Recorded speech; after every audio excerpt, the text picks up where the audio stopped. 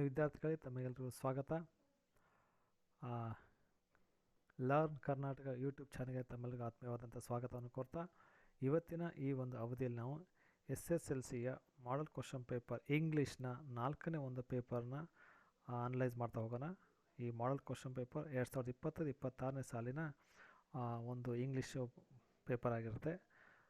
ನಮ್ಮ learn Karnataka YouTube ಚಾನಲ್ನೆಲ್ಲ ನೋಡೋದ್ರ ಮೂಲಕ ನಿಮ್ಮ SSLCಯ ಮೇನ್ ಎಕ್ಸಾಮಿನೇಷನಲ್ಲಿ ಅಂಕಗಳನ್ನ ಹೆಚ್ಚು ಮಾಡ್ಕೊಳ್ಳಿ ಅಂತ ಹೇಳ್ತಾ, ಹಾಗೆಯೇ ನಮ್ಮ ಚಾನಲ್ನಲ್ಲಿ Kannada, English, Hindi, maths, science, social ಎಲ್ಲ ವಿಷಯಗಳ ಒಂದು ಮಾಡೆಲ್ ಪೇಪರ್ಗೆ ಸಿಗ್ತವೆ ಮತ್ತು ಆನ್ಸರ್ ಸಿಗ್ತವೆ. ಅದನ್ನು ನೋಡಿ ನಿಮ್ಮ ಎಕ್ಸಾಮಿನೇಷನಲ್ಲಿ ಮಾರ್ಕ್ಸನ್ನು ಹೆಚ್ಚಿಗೆ ಮಾಡ್ಕೊಳ್ಳಿ ಅಂತ ಹೇಳ್ತಾ, ಬನ್ನಿ ಈಗ ನಾವು ಇಂಗ್ಲೀಷ್ ಭಾಷೆಯ ಕ್ವಶನ್ ಪೇಪರ್ 4ರ ಒಂದು ಅನಾಲಿಸಿಸನ್ನು ಮಾಡೋಣ. ಸೊ ಮೊದಲನೇ ಮೇನಲ್ಲಿ 4 alternative are given each following of the questions ಅಂತ ಕೊಟ್ಟಿದ್ದಾರೆ. Incomplete statements, choose the correct alternative and right the complete answer along with the letters of alphabet. So ಮೊದಲನೇ ಪ್ರಶ್ನೆ ಇದೆ, choose the appropriate question tag for the following statements ಅಂತ ಕೇಳಿದ್ದಾರೆ. Workers participated in the blood donation camp. ಇದಕ್ಕೆ ಸರಿಯಾದ ಉತ್ತರ C, didn't they ಅಂತ ಹೇಳಿ. ಸೊ ಎರಡನೇ ಪ್ರಶ್ನೆ ಕೊಟ್ಟಿದ್ದಾರೆ, read the following sentences, choose the ಇನ್ಫಿನೇಟಿವ್.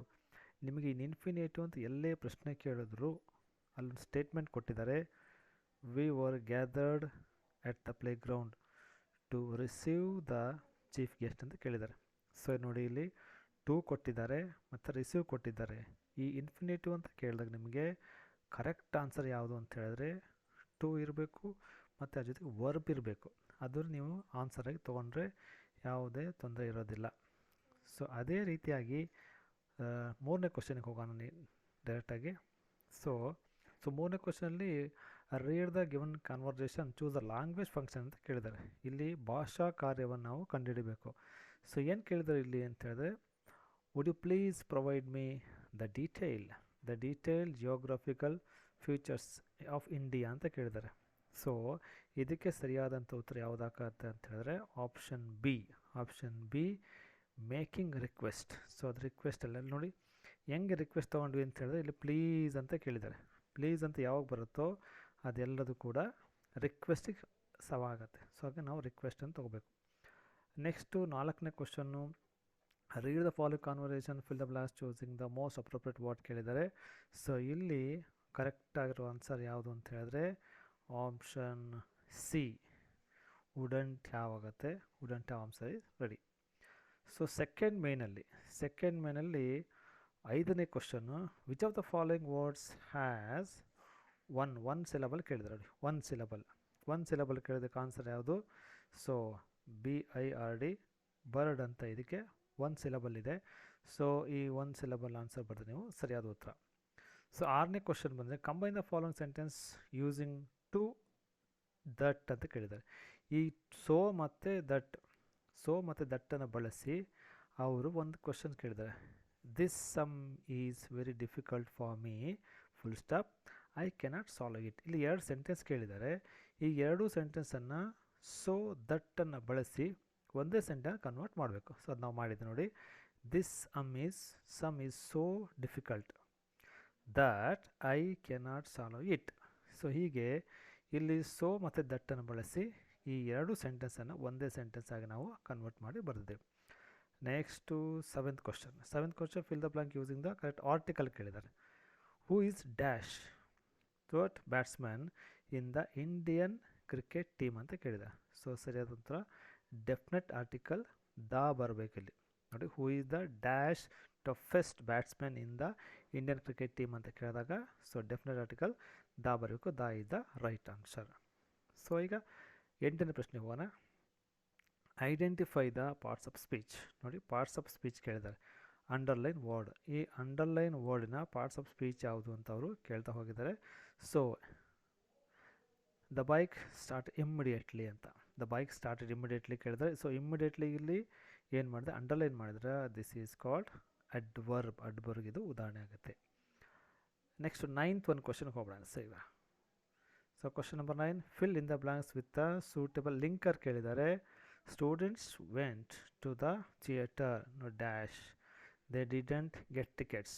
So ಥಿಯೇಟ್ರಿಗೆ ಹೋದರು, ಬಟ್ ಲಿಂಕರ್ ಇಲ್ಲಿ ರೈಟ್ ಆನ್ಸರ್ ಆಗುತ್ತೆ. ನೆಕ್ಸ್ಟು ಕ್ವಶನ್ ನಂಬರ್ 10ಗೆ ಹೋಗೋಣ. Fill in the blanks with appropriate preposition ಕೇಳಿದ್ದಾರೆ. So children were waiting dash the bus. ಏನಕ್ಕೋಸ್ಕರ ವೆಯ್ಟ್ ಮಾಡ್ತಾರೆ ಚಿಲ್ಡ್ರನ್ ಅಂತ ಹೇಳಿದ್ರೆ ವೆಯ್ಟ್ ಫಾರ್ ದ ಬಸ್ಗೋಸ್ಕರ ವೆಯ್ಟ್ ಮಾಡ್ತಾಯಿದ್ರು ಅಂತ. Next 11th question fill in the blank with the appropriate tense form of the verbs given in the bracket ಕೇಳಿದ್ದಾರೆ. So ನೋಡಿಲಿ, Sunil dash ಕೊಡಿದರೆ be plus wait for his friends in the bus stop yesterday ಅಂತ ಕೇಳಿದ್ದಾರೆ. ಇಲ್ಲಿ yesterday ಅಂದರೆ ಇದು past tense ಫಾರ್ಮಲ್ಲಿದೆ ಅಂತ ಅರ್ಥ. ನೋಡಿ, ಈ ಸೆಂಟೆನ್ಸಲ್ಲಿ ಟೈಮನ್ನು ಹೇಳುವಂಥ ಒಂದು ವರ್ಡ್ ಕೊಟ್ಟಿರ್ತಾರೆ, ಅದೇ ವರ್ಡ್ಲಿ ಎಸ್ಟರ್ಡೇ ಅಂತ. ಸೊ ಹಾಗಾಗಿ ಇಲ್ಲಿ ಡ್ಯಾಶನ್ನು ನಾವು ಏನು ಮಾಡಬೇಕು ಅಂತ ಹೇಳಿದ್ರೆ, ಎಸ್ಟರ್ಡೇ ಆಗಿರೋದ್ರಿಂದ ವಾಸ್ ವೇಟಿಂಗ್, ಅವನು ನಿನ್ನೆ ಕಾಯ್ತಾ ಇದ್ದ ಅಂತ ಅರ್ಥ. ಓಕೆ, ನೆಕ್ಸ್ಟು 12th ಒನ್ಗೆ ಹೋಗೋಣ. Write the correct form of the word given in the brackets ಅಂತೇಳಿ. He saw the dash develop of city. Develop ಅಂತ ಕೊಟ್ಟಿದ್ದಾರೆ, ಇದನ್ನು ಡೆವಲಪ್ಮೆಂಟ್ ಅಂತ ಮಾಡಬೇಕು. ಡೆವಲಪ್ಮೆಂಟ್ ಇದ್ದ right answer. So next question number 13. Use the word pay ಅಂತ ಕೇಳಿದ್ದಾರೆ. Pay as verb. ನೋಡಿ, verb in your own sentence.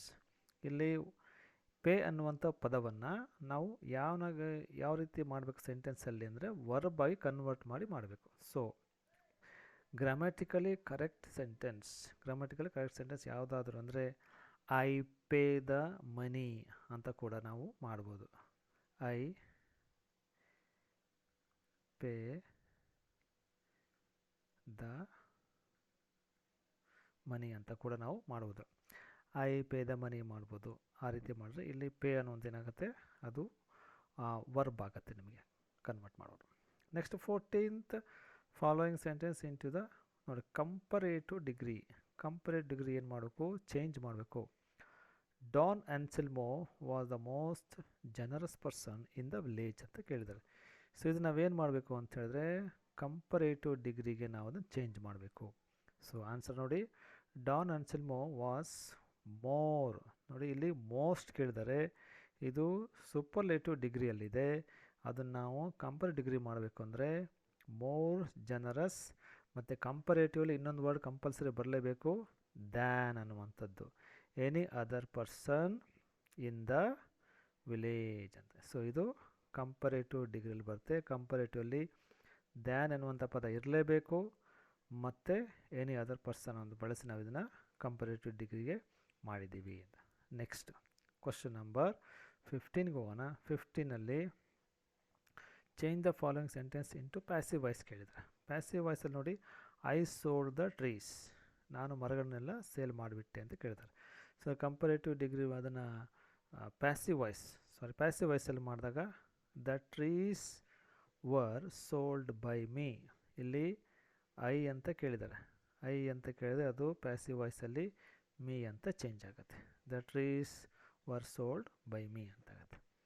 Next so read the following conversation and change the underline sentence into report speech ಕೇಳಿದ್ದಾರೆ. Report ಸ್ಪೀಚಲ್ಲಿ ಏನು ಮಾಡಬೇಕು, change ಮಾಡಬೇಕು. So ಇಲ್ಲಿ underline ಆಗಿರೋ sentence ಯಾವುದು ಅಂತ ಹೇಳಿದ್ರೆ I am coming to school tomorrow ಅಂತ ಕೇಳಿದ್ದಾರೆ. ಸೊ ಆನ್ಸರ್ ಇದು Rameshwari told Kusuma that she was going to school the next day. ಟುಮಾರೋನ ಏನಾಗುತ್ತದು ನೆಕ್ಸ್ಟ್ ಡೇ ಅಂಥೇಳಿ ಚೇಂಜಸ್ ಆಗುತ್ತೆ ಅನ್ನುವಂಥದ್ದು. ನೆಕ್ಸ್ಟು 3rd ಮೇನಲ್ಲಿ ನೋಡಿ, ಇಲ್ಲಿ 2 ಎರರ್ಸ್ ಇದೆ ಈ ಸೆಂಟೆನ್ಸಲ್ಲಿ. ಸೊ ಅದನ್ನು ಎಡಿಟ್ ಮಾಡಬೇಕು. ಏನು ಸೆಂಟೆನ್ಸ್ ಕೇಳಿದ್ದಾರೆ ನೋಡೋಣ.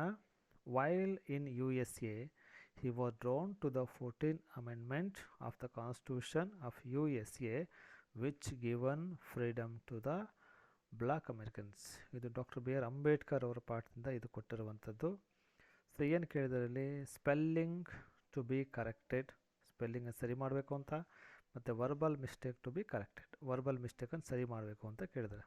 ಸೊ ಇದಕ್ಕೆ answer While in the USA, he was drawn to the 14th Amendment, the Constitution of USA, which gave, ಅಲ್ಲಿ ಗಿವನ್ ಅಂತಿದೆ, ಇಲ್ಲಿ gave freedom to the black Americans ಅಂತ. ಅದನ್ನ ನಾವೇನು ಮಾಡೋದು, ಚೇಂಜ್ ಮಾಡ್ಬೋದು. So okay.